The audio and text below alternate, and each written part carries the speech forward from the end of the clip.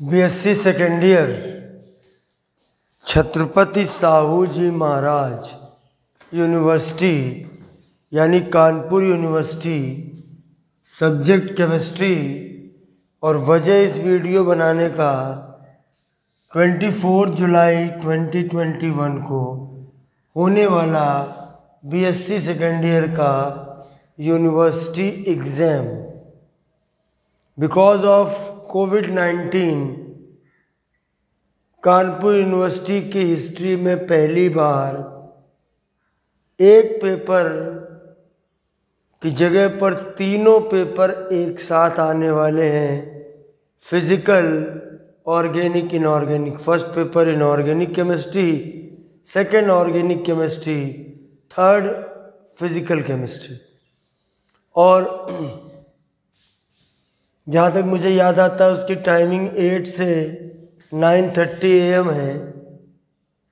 और correct me if I am wrong, तो जहाँ तक ये है, और तीनों पेपर एक साथ आने वाले हैं। तो ये यूनिवर्सिटी की एक मजबूरी है, क्योंकि फर्स्ट ईयर में भी आप लोग के एग्ज़ाम नहीं हुए तो फिर उनको सेकेंड ईयर में भी नहीं लेंगे तो सिर्फ थर्ड ईयर के बेसिस पर डिग्री कैसे देंगे, तो इसलिए उनको लेना मजबूरी है। अच्छा, 1.5 घंटे का पेपर है। सबसे बड़ी प्रॉब्लम है तीनों पेपर एक साथ। उन्होंने तो बोल दिया तीनों पेपर एक साथ। अब आप लोगों के लिए दिक्कत क्या है, आप तीनों पेपर एक साथ, 3 पेपर, एक पेपर एक दिन में करके जाने में तो हालत ख़राब हो जाती है। तीनों पेपर एक दिन।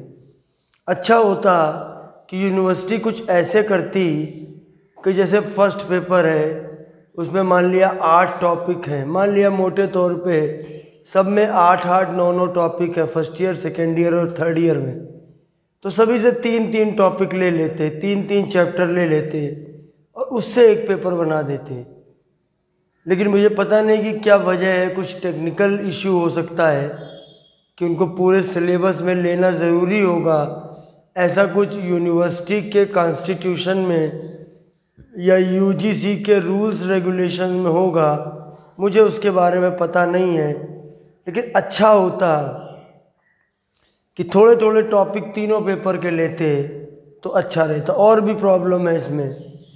प्रॉब्लम ये है कि जैसे मैथ्स के आप स्टूडेंट हो तो देखो आपकी वॉट लग गई। क्यों लग गई? क्योंकि 22 को आपका मैथ्स का पेपर है और उसमें भी तीनों एक साथ पढ़ के जाने हैं। आप 22 को पेपर दे के जाओगे, एक दिन का गैप आपको मिलेगा बस, उसमें आपको तीनों पेपर पढ़ने होंगे। ये बहुत टफ है पेपर। और इसमें कोई दो राय नहीं है कि बहुत सरल आएंगे, बहुत एलिमेंट्री आएंगे, फिर भी सब कुछ पढ़ना पड़ेगा एक नए तरीके से। वो मैं बताऊंगा कैसे पढ़ना है। अच्छा, और अगर बायो वाले, आप बायो के स्टूडेंट हो तो अब तो आपकी महावाट लग गई। क्यों भाई? बायो में 23 को, जहाँ तक मुझे याद है, ज़ूलॉजी का पेपर है। 23 के तुरंत बाद 24 को ये पेपर है। तो खैर प्रॉब्लम है लेकिन अब जो है वो है। प्रॉब्लम तो सबसे बड़ी दुनिया में कोरोना की है। क्या किया जाए, एग्ज़ाम देना है तो देना है। तो मैं कोशिश करूँगा कि आपको ब्रीफली बताने की। अब देखिए, जो लोग मुझसे पढ़ रहे थे जिन्होंने पूरा सेशन मुझसे पढ़ा है, तो देखिए थर्ड पेपर में आपका काम हो गया मतलब भर का। अगर इक्का दुक्का कोई टॉपिक छूटा है तो उसको छोड़ दीजिएगा क्योंकि वो बेकार टॉपिक है। ठीक है, क्योंकि अब तीनों से क्वेश्चन आने, 1.5 घंटे का पेपर है तो क्वेश्चन कम आएंगे तो टॉपिक भी कम हो जाएंगे, तो उसमें कोई दिक्कत नहीं। तो फिजिकल हो जाएगा। ऑर्गेनिक और इनऑर्गेनिक का हमको काम करना है, तो पहले इनऑर्गेनिक का करना है।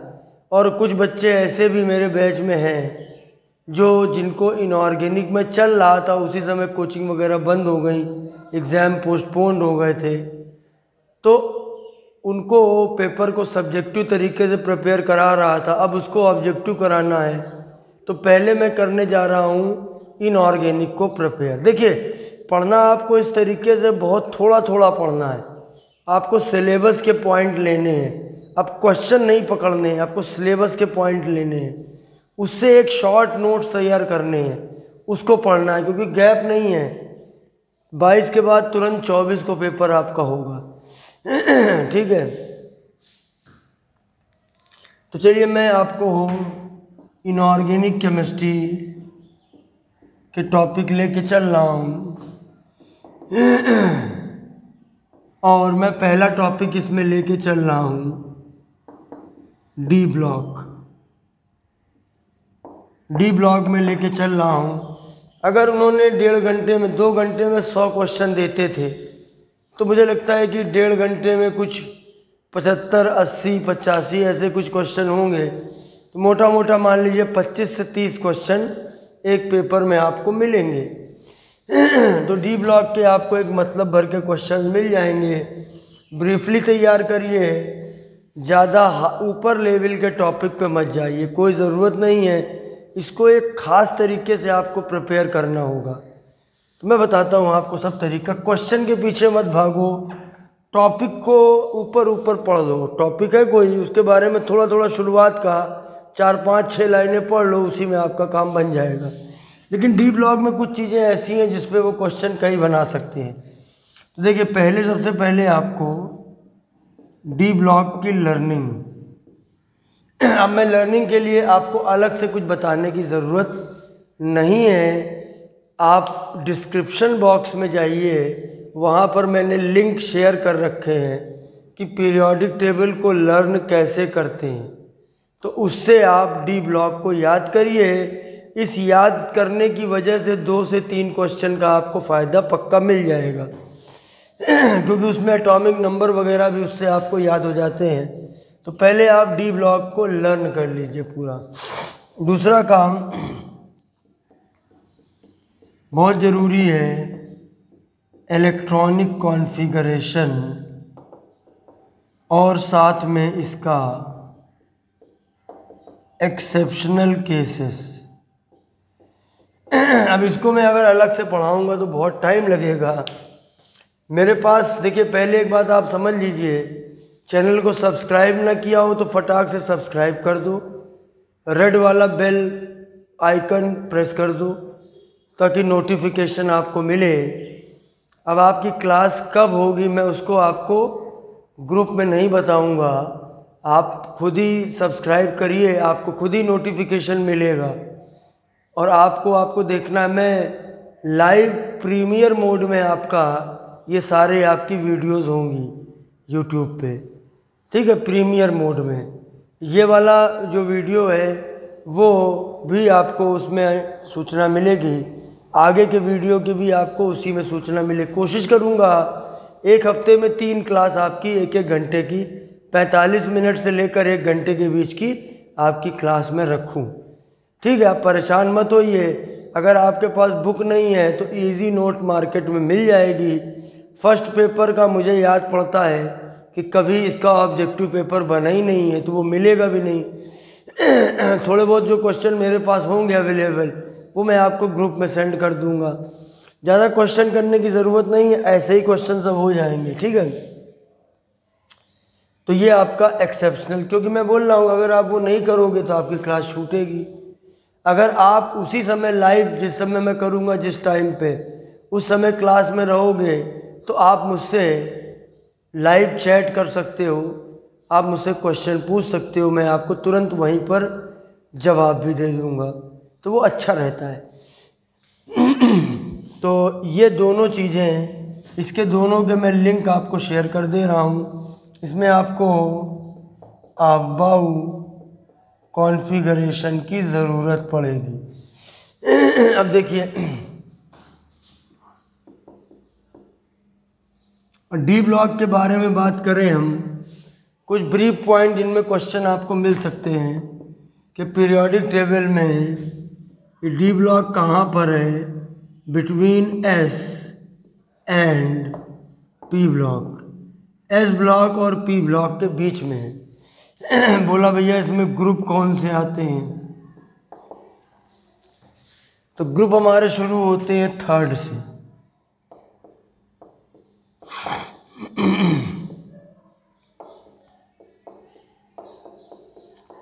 टोटल 10 ग्रुप्स होते हैं,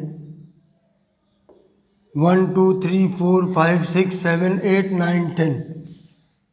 देखिए एक ये सिस्टम चलता है, एक जो सिस्टम चलता है ये होता है थर्ड बी,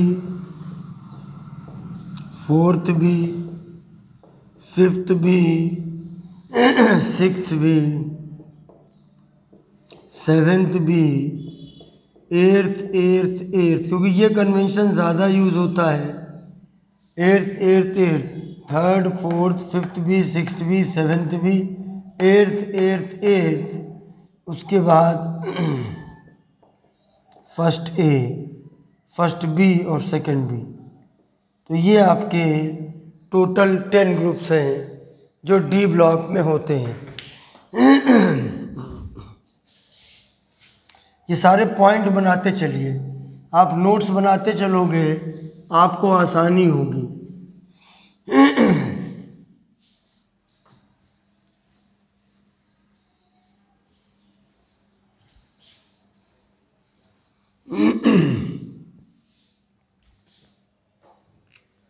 अच्छा, अब देखिए तीसरा पॉइंट ये है कि इनको ट्रांजिशन एलिमेंट्स भी कहते हैं। डी ब्लॉक एलिमेंट को ट्रांजिशन एलिमेंट कहते हैं। भैया क्यों कहते हैं? बोला ये डी ब्लॉक, एस ब्लॉक और पी ब्लॉक के बीच में होते हैं। तो जो बीच की अवस्था होती है वो ट्रांजिशन फेज होता है। इनकी प्रॉपर्टी एस ब्लॉक एलिमेंट की प्रॉपर्टी और पी ब्लॉक एलिमेंट्स की प्रॉपर्टी के मिड में लाई करती हैं, बीच में लाई करती हैं। इसीलिए इसको हम ट्रांजिशन एलिमेंट्स भी कहते हैं। जहाँ पे इजी क्वेश्चंस बनेंगे, इजी क्वेश्चन पे काम करो।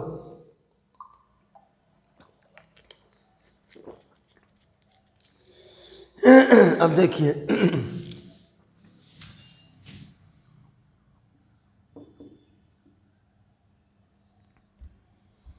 इनमें क्या होता है, presence of at least one unpaired electron, unpaired D electron, कम से कम एक डी सबशेल में कम से कम एक अनपेयर्ड इलेक्ट्रॉन होगा। ज़्यादा से ज़्यादा 5 हो सकते हैं डी में, ठीक है। अनपेयर्ड एक होना चाहिए। इन इट्स एलिमेंटल स्टेट और any of its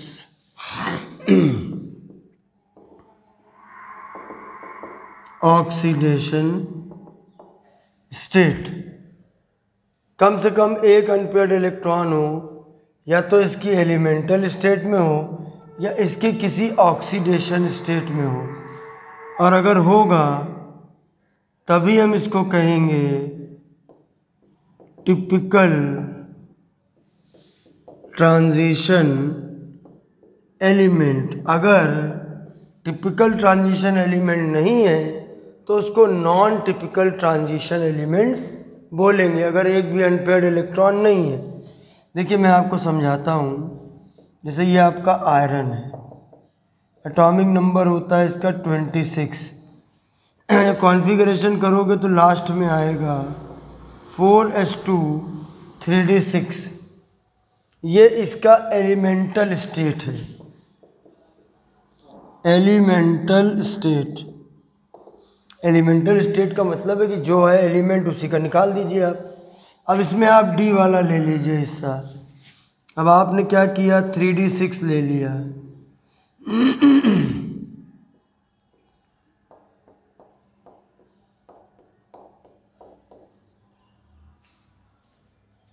ठीक है, भर दिया आपने इस तरीके से हुंड रूल से। पहले सब में एक एक गया, फिर एक आपका जो है इस पे आ गया, पेयर्ड हो गया। तो देखिए इसमें number of unpaired D electron equal to 4। इसकी एलिमेंटल स्टेट में ही आ गया अनपेयर्ड इलेक्ट्रॉन एक, कम से कम एक होना चाहिए, 4 हो गए कोई बात नहीं। तो इसलिए ये आपका टिपिकल ट्रांजिशन एलिमेंट पूछा जा सकता है कि कौन टिपिकल है और कौन नॉन टिपिकल है। क्योंकि ये टॉपिक 12th लेवल में भी होता है, तो अगर वो इजी क्वेश्चन बनाने का सोच रहे हैं, मुझे नहीं पता, मुझे कानपुर यूनिवर्सिटी वालों के ब्रेन में क्या चलता मैं नहीं समझ पाता हूँ।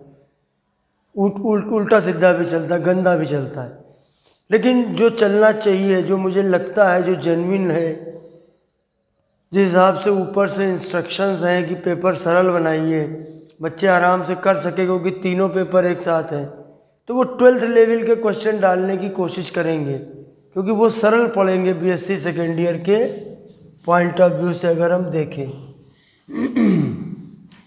और साथ में नोट्स बनाते चलिए, आगे बढ़ते चलिए और नोट्स बनाते चलिए। अब आप देखिए, अब आपने ये कर लिया, मैं दूसरा एग्जाम्पल ले रहा हूँ। मैंने लिया जिंक 30, इसमें लास्ट में आया 4:3D10। ये इसका देखिए एलिमेंटल स्टेट है, एलिमेंटल स्टेट। इसमें डी में देखिए इलेक्ट्रॉन सारे फील्ड हैं, अनपेयर्ड इलेक्ट्रॉन एन से डिनोट कर लिया, 0 है। तो यहीं से डिसाइड नहीं हो गया कि ये नॉन टिपिकल है। अब हमको इसकी ऑक्सीडेशन स्टेट पे चेक करना पड़ेगा। इसकी एक ही ऑक्सीडेशन स्टेट है और वो है +2, जिंक की +2 है। देखिए थोड़ी थोड़ी ऑक्सीडेशन स्टेट आपको याद करनी पड़ेंगी, कुछ बता दूंगा अभी मेन उनको याद कर लेना।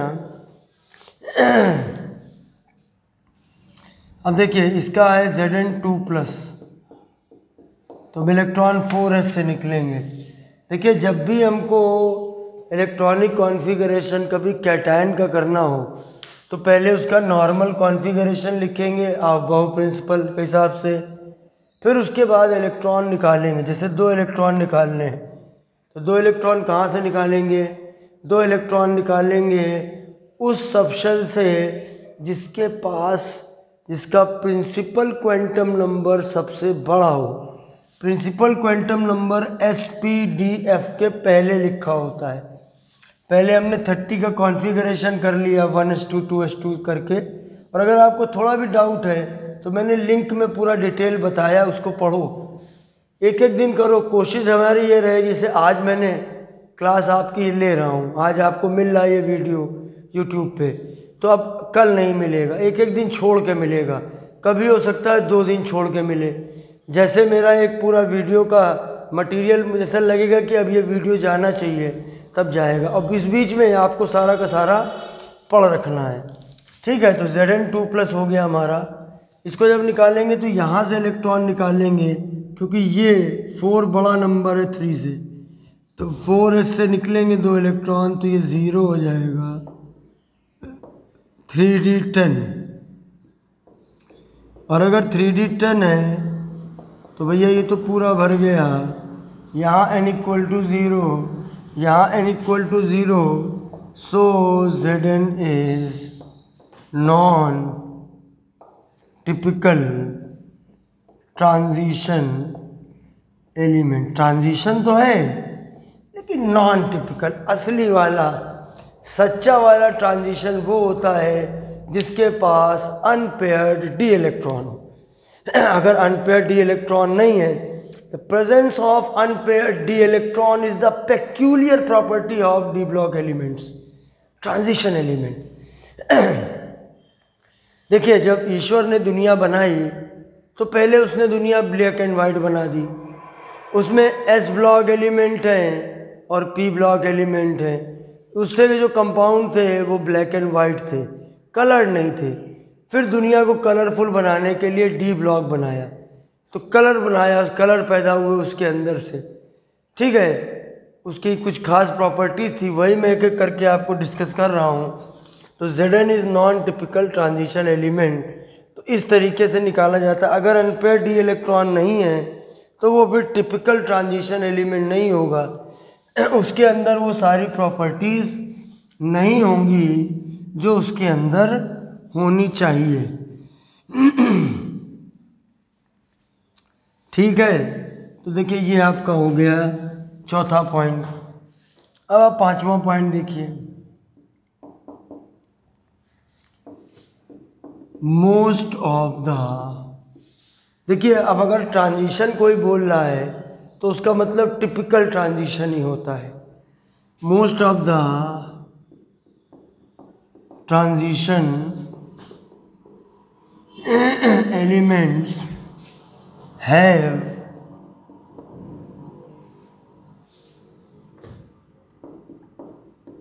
Para magnetic behaviour. पैरामैग्नेटिक क्या होता है मैं बताऊंगा आपको। Transition element paramagnetic behaviour show करते हैं और इसका कारण क्या होता है, वही presence of unpaired D electron. Unpaired D electron की जो प्रेजेंस होती है वो उसके लिए ज़रूरी होती है। अगर वो नहीं है तो वो फिर डायामैग्नेटिक होगा। जैसे मैंने आपको दिया Zn2+, इसका आपने कॉन्फ़िगरेशन किया, वो 4s0 अभी करा था 3d10, इसमें n बराबर 0 आया तो ये हमारा हो गया डायामैग्नेटिक। डायामैग्नेटिक हो गया। डायामैग्नेटिक का मतलब क्या होता है वो मैं बताऊंगा। अगर अनपेयर्ड इलेक्ट्रॉन है तो वो हो गया पैरामैग्नेटिक, और अगर अनपेयर्ड इलेक्ट्रॉन नहीं है तो वो हो गया डायामैग्नेटिक। अब जैसे मैंने एग्जाम्पल लिया निकिल 3+, ध्यान से समझिएगा। देखिए बीएससी में हमेशा से एटॉमिक नंबर नहीं देते हैं, तो इसलिए आपको डी ब्लॉक को याद रखना पड़ेगा। जैसे वहाँ पर आपको दे देंगे सिर्फ Ni3+ और पूछेंगे बताइए which of the following element is paramagnetic, which of the following ion is paramagnetic, which of the following species are diamagnetic. तो ऑप्शन आपको नीचे दिए होंगे, आपको चेक करना होगा। ठीक है, जैसे Ni3+ है, इसको आपको चेक करना है। एटॉमिक नंबर गोल है, इसका 28 होता है, तो हमको निकिल 3+ का कॉन्फ़िगरेशन निकालना है। सीखिए ध्यान से। पहले आप निकिल का कॉन्फ़िगरेशन निकालेंगे, पहले से 28 - 3 नहीं करेंगे, पहले 28 का निकालेंगे। जब 28 का निकालते हैं तो आएगा ये 4s2 3d8, 28 हो गया। उसके बाद आप वैसे करना 1s2 2s2 सीक्वेंस है, तरीका मैंने सब बताया है उसमें।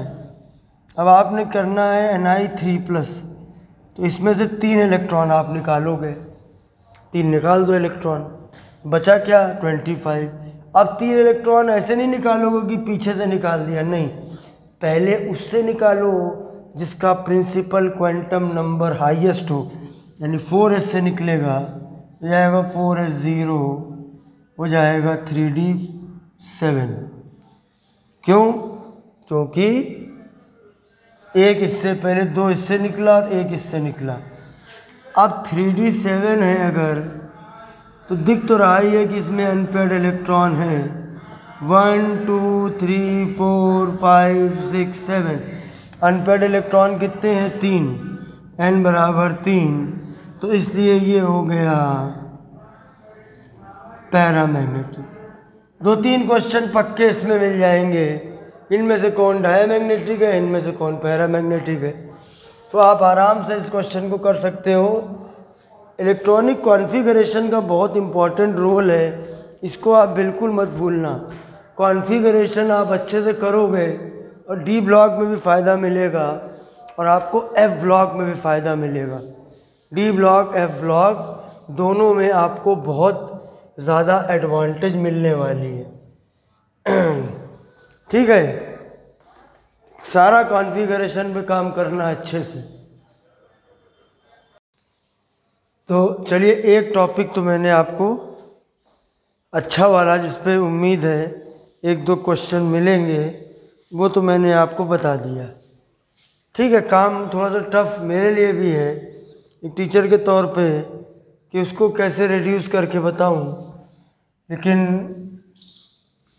आप लोग का काम ज़्यादा टफ है। पूरी कोशिश ये करूँगा कि आपको आसानी से ये पेपर निपट जाए। थर्ड पेपर आप वैसे ही करते रहिए जैसे मैंने कराया है, थोड़ा उसको और रिड्यूस करिए, है ना, थोड़े थोड़े क्वेश्चन सिर्फ करिए, फार्मूले वगैरह ज़्यादा ध्यान दीजिए। अच्छा, अब मैं देखिए अगले पॉइंट में आता हूँ, छठवें पॉइंट में है। तो देखिए, जब हम ट्रांजिशन एलिमेंट्स की बात करते हैं तो उसमें सीरीज़ होती हैं। देखिए, ट्रांजिशन, इस पे क्वेश्चन बन सकता है, ट्रांजिशन सीरीज। देखिए, फर्स्ट ट्रांजिशन सीरीज और 3D सीरीज, पहली ट्रांजिशन सीरीज या 3D सीरीज। अब ये शुरुआत हमारी होती है स्कैंडियम से और ख़त्म होती है जिंक पर। वैसे फर्स्ट ट्रांजिशन सीरीज़ ज़रूर बहुत अच्छे से लर्न कर लेना, सबसे इम्पॉर्टेंट फर्स्ट ट्रांजिशन सीरीज़ है फ़िलहाल अब आप लोगों के लिए। सेकंड थर्ड के लिए अब ज़्यादा बहुत काम नहीं बचा है। अब जैसा इस समय माहौल है, फर्स्ट ट्रांजिशन सीरीज़ को अच्छे से, सब अच्छे से पढ़ो उसके बारे में। स्कैंडियम से लेकर जिंक तक है। इसको 3D सीरीज़ इसलिए कहते हैं कि सभी के लास्ट में 3D आता है। ठीक है, इसके लास्ट में 3D1 होगा, इसके लास्ट में 3D10 होगा। फिर इसमें पूछ सकते हैं ना कि फर्स्ट ट्रांजिशन सीरीज़ किससे शुरू होती है। अच्छा, इसमें 10 एलिमेंट हैं, सभी में 10-10 होते हैं। स्कैंडियम से शुरू होती है सेकेंड ट्रांजिशन सीरीज और 4D सीरीज। अब सेकेंड ट्रांजिशन सीरीज जब शुरू होती है, किससे शुरू होती है, तो देखिए ध्यान से, ये शुरू होती है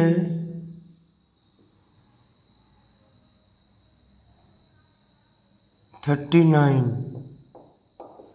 21 में 18 जोड़ दो 39, और ये कैडमियम है, इसमें भी 18 जोड़ दो 48, इसमें भी आपके 10 एलिमेंट्स हैं। तो वो पूछ सकता है कहाँ से शुरू हुई और कहाँ पे ख़त्म होती है। अब तीसरे पे आओ, थर्ड ट्रांजिशन सीरीज़। इनमें सब में लास्ट में 5D आता है और इसमें थोड़ा झमेला भी है, इसमें थोड़ा झमेला भी है। इसमें LA से शुरू होता है, LA होता है आपका 39 में जोड़िए 18, 57 आएगा। और ख़त्म होता है मरकरी में, इसमें 32 जोड़ो, इसमें 32 जोड़ेंगे तब आएगा। वैल्यू आप याद करो, इसमें भी आपके 10 एलिमेंट्स हैं। इसमें एक्चुअल में कुछ ऐसा मामला है, 57 है, 57 के तुरंत बाद 58 नहीं है, क्योंकि 58 से लेकर 71 तक ये 14 एलिमेंट हैं। ये एफ ब्लॉक है, ये लैंथेनाइट सीरीज़ है। फिर ये 72, 73, 74, 75, 76, 77, 78, 79 और 80। 1 2 3 4 5 6 7 8 9 और 10। ये जो आपको दिख रही है ये लैंथेनाइट सीरीज़ है। ये मिसिंग है, ये मिसिंग है। जब हम डी ब्लॉक में आएंगे तो ये 14 एलिमेंट्स मिसिंग हैं और इसमें भी टोटल 10 ही आएंगे। मैंने आपको दिखा दिया। इनमें वो आपसे अंदर से जाके सवाल आपसे पूछ सकते हैं। ठीक है, अभी 6वां पॉइंट ही चल रहा है। अब 6वें पॉइंट में जो अगली चीज़ है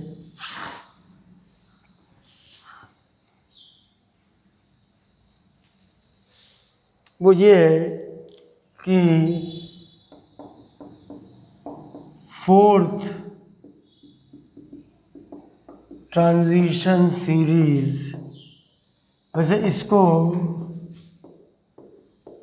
इनकम्प्लीट सीरीज भी कहते हैं और लास्ट इलेक्ट्रॉन 6 में जाता है 6d में, तो 6d सीरीज भी कहते हैं। ये शुरू होता है AC से, एक्टिनियम से। ये लैंथेनम है और इसका होता है 89, है ना। 57 में 32 जोड़ेंगे 89 आएगा, एक्टिनियम।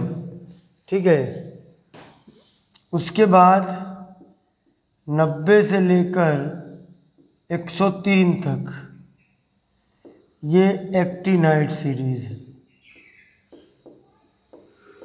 उसके बाद 104 एंड सो ऑन। मतलब ये इनकम्प्लीट सीरीज है तो कितने एलिमेंट हैं उसका कोई मतलब नहीं हुआ, लेकिन एक्टिनियम के बाद से एक्टिनाइट सीरीज बनाते हैं 90 से लेकर 103 तक। ये टोटल 14 एलिमेंट्स हैं। 103 माइनस 19 13 आता है, लेकिन 890 को भी लिया जाता है, इससे टोटल नंबर 14 आते हैं। तो ये हमारी 4th ट्रांजिशन सीरीज़ है। इस पे भी आपसे क्वेश्चन बन सकते हैं। मुझे आपको वो पॉइंट कराने हैं जहाँ से आपके क्वेश्चन बने, जहाँ से आपके क्वेश्चन बन सकते हैं वहाँ से बने। मुझे मेरा गेस वर्क वैसे बहुत बेटा ख़राब रहता है, लेकिन अब इस बार जो पेपर की ख़ास चीज़ है तो मैं सोच के चलता हूँ कि अगर वो सही सिस्टम से काम कर रहे होंगे, पेपर को स्टूडेंट फ्रेंडली बना रहे होंगे, तो जो मैं आपको बता रहा हूँ उससे आपको बहुत फ़ायदा मिलने वाला है। और नहीं भी बना रहे होंगे तो भी ये मेरे पॉइंट बेसिक हैं, ये तो काम में आएंगे ही आएंगे। अब चलिए 7वां पॉइंट हम लेते हैं। 7वें पॉइंट में हम बताते हैं on the basis of magnetic behaviour substances may be of following types। देखिए, पहला है डायामैग्नेटिक, मतलब इनमें मैग्नेटिज्म है ही नहीं एक तरह से, इसमें अनपेयर्ड इलेक्ट्रॉन 0 होता है। ठीक है। अच्छा, दूसरा पैरामैग्नेटिक, पैरामैग्नेटिक सब्सटेंस। देखिए, these are repelled by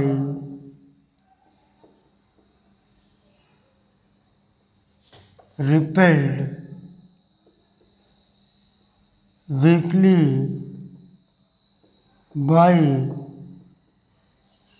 strong magnetic field। Strong magnetic field से अगर आप उसमें रखोगे तो ये जो डायामैग्नेटिक सब्सटेंस होंगे वो उससे दूर जाएंगे, डी से दूर होता है। मैग्नेटिक लाइंस जो होती हैं डायामैग्नेटिक सब्सटेंस को बाहर फेंकती हैं क्योंकि उनके अंदर मैग्नेटिज्म बिल्कुल नहीं होता है, ठीक है। और जो पैरामैग्नेटिक सब्सटेंसेस होते हैं इनके बारे में मैं ऊपर लिखूँगा। केवल वीडियो देखोगे तो फ़ायदा नहीं, नोट्स बना लेना, ये शॉर्ट नोट्स आपके बन जाएंगे।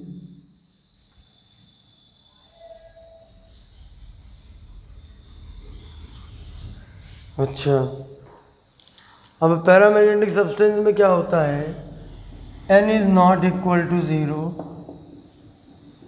These are weakly attracted by a strong magnetic field। और इसका रीज़न यही है, इसमें अनपेयर्ड इलेक्ट्रॉन कम से कम एक ज़रूर होना चाहिए। वीकली अट्रैक्ट होते हैं। वैसे देखिए, P से पास होता है, D से दूर होता है।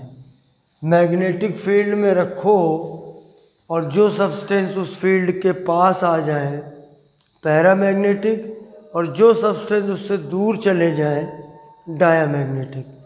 तो पैरामैग्नेटिक और डायामैग्नेटिक को निकालने के क्वेश्चन आपके आ सकते हैं। तीसरे नंबर पे है आपका फेरोमैग्नेटिक। फेरोमैग्नेटिक सब्सटेंसेस, अब ये क्या होते हैं, दीज आर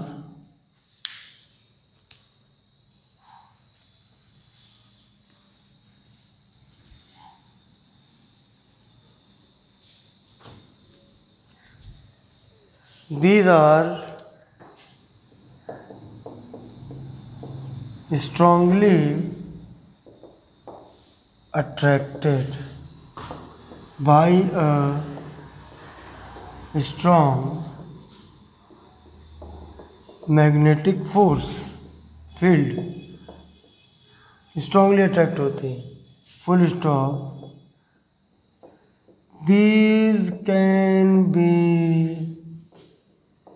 magnetized, इनको हम मैग्नेटाइज भी कर सकते हैं, मतलब इनके ही तो मैग्नेट बनाए जाते हैं। अगर मैं आपको एग्जांपल दूँ मेन, तो 3 तो याद ही कर लो। फेकोनी, ऐसे याद हो जाता है, फेकोनी, आयरन, कोबाल्ट, निकेल, ये फेरोमैग्नेटिक सब्सटेंसेस होते हैं। Strongly attracted by a strong magnetic field, और ये मैग्नेटाइज्ड भी होते हैं। लेकिन हमारे पास में कोई तरीका नहीं है फ़िलहाल केमिस्ट्री में पता करने के लिए कि कौन फेरोमैग्नेटिक होंगे और कौन नहीं होंगे। हाँ, ये ज़रूर है कि ferromagnetism is extreme form of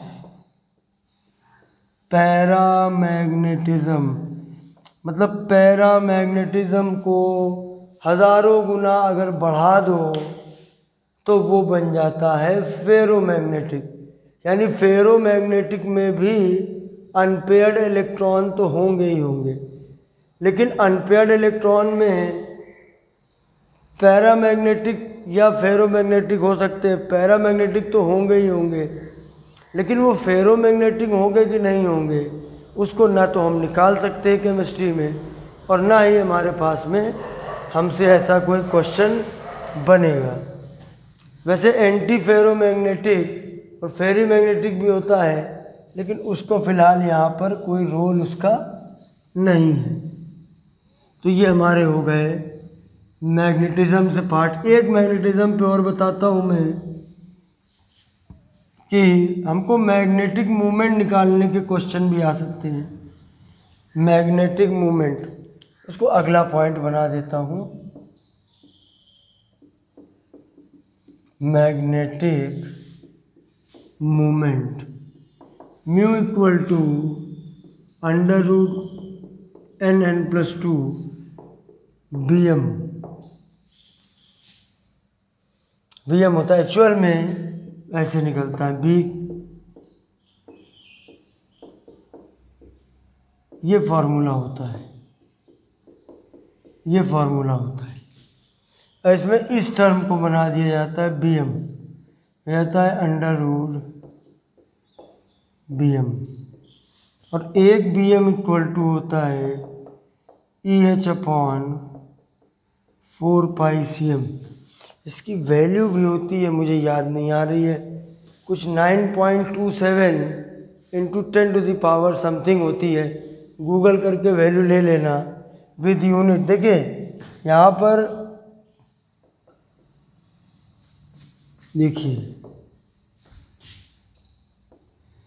यहाँ पर E है 1.6 × 10⁻⁻19 कूलम। ये चार्ज ऑन इलेक्ट्रॉन है। H होता है प्लैंक कांस्टेंट 6.6। पूछा जा सकता है ये फॉर्मूला, पूछा जा सकता है इसके अंदर के टर्म्स। तो 6.6 × 10⁻⁻34 जूल सेकेंड H हो गया। पाई आप जानते ही हो, C है स्पीड ऑफ लाइट 3 × 10⁸ मीटर पर सेकेंड। और M होता है मास ऑफ इलेक्ट्रॉन, इतना होता है। सारी वैल्यू रख के सॉल्व कर लेंगे, लेकिन इसकी वैल्यू क्या होती है याद नहीं आ रही है, इसको गूगल कर लेना। वैल्यू ऑफ 1 बोर मैग्नेटॉन, तो वो वैल्यू आप याद कर लेना, वो पूछी जा सकती है ना। तो ये हमारा देखिए फॉर्मूला है। N होता है number of unpaired D electron. ठीक है, इस पे 1-2 क्वेश्चन आपको मिल जाएंगे। मैं अभी ऊपर की टर्म रख रहा हूँ कि कुछ मुझे और भी बताना है। इक्वेशन 1 का एक स्पेशल नाम है, उसको बोलते हैं spin only formula. Equation 1 is called spin only formula, उसको बोलते हैं स्पिन ऑनली फार्मूला। ठीक है, और ये होता है फॉर डी ब्लॉक ऑनली, ये सिर्फ डी ब्लॉक में लगता है। N होता है number of unpaired D electron. जैसे आप देखिएगा, बात को समझिएगा। मान लीजिए आपसे कहा जाए कोबाल्ट 2+27, इसके आप म्यू की वैल्यू निकालिए। हर जगह आपको ज़रूरत पड़ती है। देखिए डी ब्लॉक के बाद मैं कराऊंगा एफ ब्लॉक, एफ ब्लॉक के बाद मैं कराऊंगा कोऑर्डिनेशन। आपकी आधी इनऑर्गेनिक कंप्लीट हो जाएगी, पक्का मानो आप। ठीक है, अभी म्यू की वैल्यू आपको निकालनी है। तो पहले हम कोबाल्ट का जब भी कैटायन का कॉन्फ़िगरेशन निकालना हो तो पहले उस एटम का निकालो। चलिए मैं इसका निकालता हूँ। ये आएगा 4s2 3d7। उसके बाद CO2+ इलेक्ट्रॉन हो जाएंगे 25। ये हो जाएगा 4s0 और ये हो जाएगा 3d7। तो ये 3d7 जो है इसको आप बना लीजिए।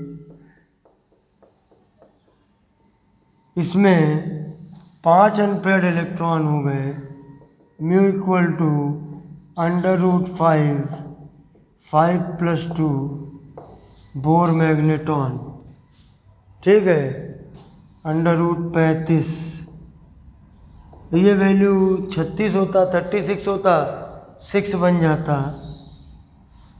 6 5.9 के करीब आना चाहिए बोर मैग्नेटॉन। तो इस तरीके से करके आप लोग वैल्यू इसकी निकाल सकते हो। एक बात मैं आपको इसमें पॉइंट में और बताना चाहता हूँ कि कभी कभी आपको वैल्यू ऐसी देंगे, मैं पॉइंट पहले आपको समझाता हूँ, तब वो पढ़ लोगे तो उस पर बेस्ड क्वेश्चंस आ जाएंगे।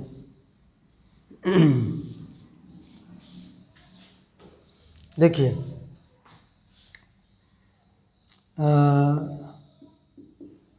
नंबर ऑफ अनपेयर्ड इलेक्ट्रॉन मतलब n, और ये म्यू की वैल्यू है बोर मैग्नेटॉन में। तो देखिए डी में अनपेयर्ड इलेक्ट्रॉन 1 2 3 4 या 5 हो सकता है, इससे ज़्यादा नहीं हो सकती। तो अगर 1 है तो म्यू की value 1 point something, 2 point something, 3 point something, इससे आपको काफ़ी मदद मिलेगी, आप कैलकुलेशन से बच जाओगे।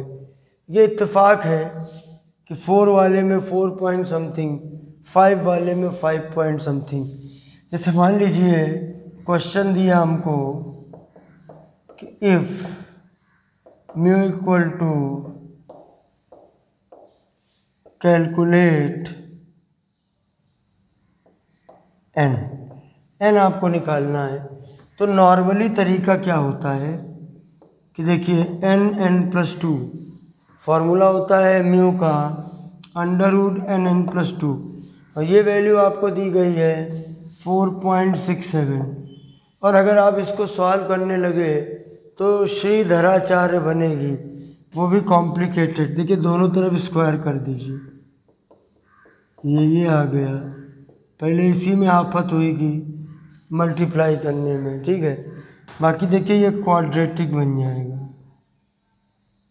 इसको फिर आपको सॉल्व करना पड़ेगा। तो आपको करना क्या है, अवॉइड क्वाड्रेटिक इक्वेशन। आप क्वाड्रेटिक इक्वेशन मत बनाओ, क्वाड्रेटिक इक्वेशन अगर बनाओगे तो फंस गए वहाँ क्वेश्चन में। मैं आपको तरीका दे तो रहा हूँ, और जैसे ही आपको उसने 4.67 दिया, आपने कहा n = हो गया 4। अब मान लिया इसमें पूछा, इसमें और पूछा प्रेडिक्ट डी कॉन्फ़िगरेशन, कि भैया डी कॉन्फ़िगरेशन बता दो। तो हमने कहा कि अगर डी में 4 अनपेयर्ड इलेक्ट्रॉन हैं तो 4 इलेक्ट्रॉन या तो ऐसे हो सकते हैं,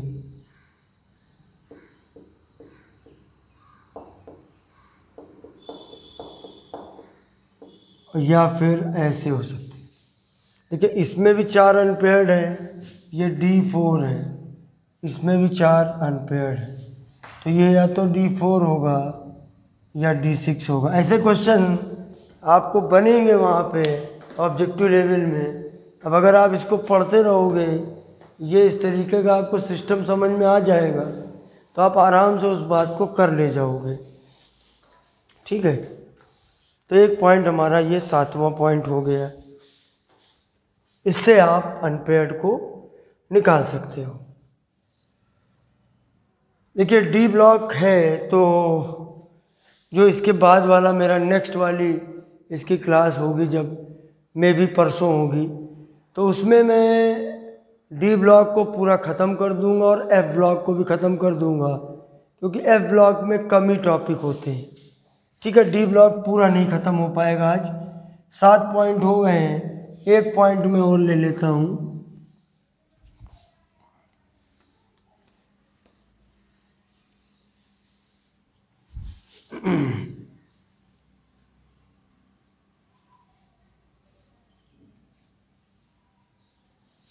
देखिए 8वां पॉइंट मैं ले रहा हूँ ऑक्सीडेशन स्टेट। देखिए ऑक्सीडेशन स्टेट भी इनकी डी ब्लॉक वालों की वेरिएबल होती है, एक से बड़ी वैल्यू होती है। तो मैं आपको फर्स्ट ट्रांजिशन सीरीज़ की आपको वैल्यू बता रहा हूँ, ध्यान से समझिएगा। देखिए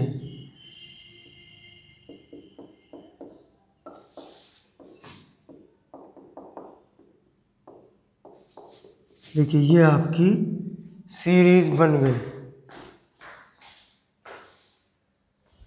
उसके बाद अब हम उसकी देखिए ऑक्सीडेशन स्टेट याद करनी पड़ती है, उसको आप निकाल नहीं सकते हो। तो जनरली डी ब्लॉक वालों की ऑक्सीडेशन नंबर, ऑक्सीडेशन स्टेट +2 और +3 होती है। तो हमने यहाँ से शुरू किया +2 +3। अब प्लस सब में लगेगा, मैं लिखूँगा नहीं, लेकिन प्लस में सभी होंगी। तो ये 2 3 हुआ, ये 2 3 4 हुआ, ये 2 3 5 4, एक एक करके बढ़ाते जाओ, इससे आपको याद हो जाएगा आराम से। 6 किया, 2 3 4 5 6 7, मतलब मैग्नीज के 7 ऑक्सीडेशन स्टेट्स होती हैं, +2 +3 +4 +5 +6 +7 सबसे ज़्यादा। एक सवाल यही पूछा जाता है, फर्स्ट ट्रांजिशन सीरीज़ में किसकी ऑक्सीडेशन स्टेट सबसे ज़्यादा होती है। और मैं अगली बार कुछ छोटे छोटे क्वेश्चन भी सर्च करके रखूँगा, तो उसको मैं आपको उसको भी बताऊँगा, ताकि आपका डी और एफ कंप्लीट हो जाए।